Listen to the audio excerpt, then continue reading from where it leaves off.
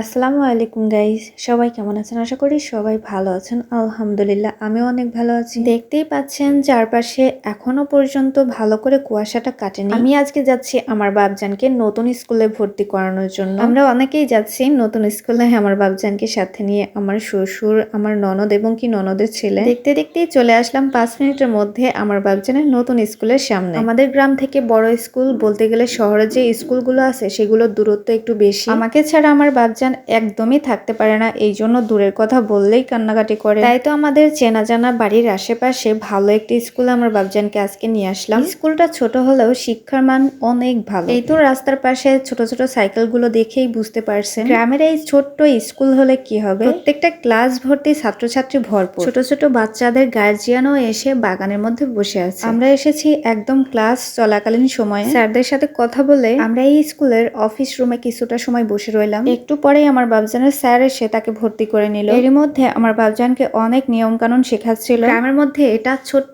School হলে কি হবে, প্রাইভেট স্কুলগুলোতে বরাবরের মতোই নিয়ম কানুন অনেক সুন্দর থাকে। আমি চাচ্ছিলাম আমার বাবজানকে একদম বাড়ির নিকট থেকে যদি আরো একটু দূরে ভর্তি করাতে পারতাম, কারণ আমার বাবজানের সাহস একটু কম, যে কারণে একটু দূরেই ভর্তি করালাম, যাতে করে মানুষের সাথে মিশতে পারে, একটু দূরে চলাচল করার মতো যাতে করে সাহস হয়। এই স্কুলের শিক্ষকগণ আমাদের সবার পরিচিত এবং কি আমার ননদকে সবাই চেনে। এই জন্য এক স্যার বাচ্চাদের ভালোবেসে হাতে বিস্কিট দিল। এই স্কুলের শিক্ষকগণ সবাই অল্প বয়সের এবং কি ছোট ছোট। আমার ননদ বিয়ের আগে যখন লেখাপড়া করেছে ওনাদের কাছেই ক্রসিং ক্লাস করতো। এখন বর্তমানে তারা নিজেদের থেকেই সুন্দর একটি স্কুল তৈরি করেছে। আসলে শহরের তুলনায় গ্রামের স্কুল তো অন্যরকম হবেই। এরপরেও আমার এই স্কুলটা ছোট হলেও পরিবেশটা অনেক পছন্দ হয়েছে এবং শিক্ষকদের ম্যাডামদের আচার আচরণ ব্যবহার খুবই ভালো। এই জন্যই আমি প্রত্যেকটা ক্লাসে ঘুরে ঘুরে দেখছিলাম। প্রতিটা ক্লাসে স্টুডেন্ট ভরপুর ছিল। আমি পরপর 3-4 দিন এসে ওনাদের ক্লাস করার ধরন দেখছিলাম। বেশ চমৎকার ভাবে বাচ্চাদেরকে বোঝায়। এদিকে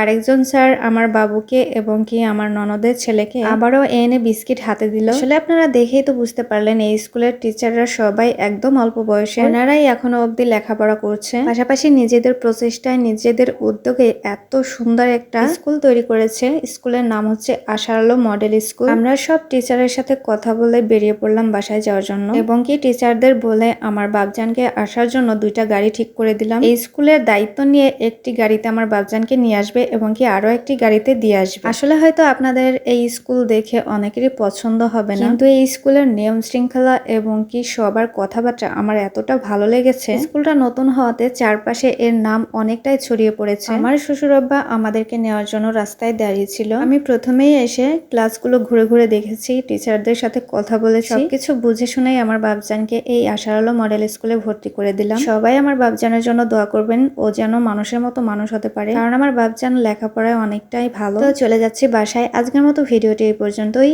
সবাই ভালো থাকবেন, সুস্থ থাকবেন। আল্লাহ হাফেজ। আসসালামু আলাইকুম।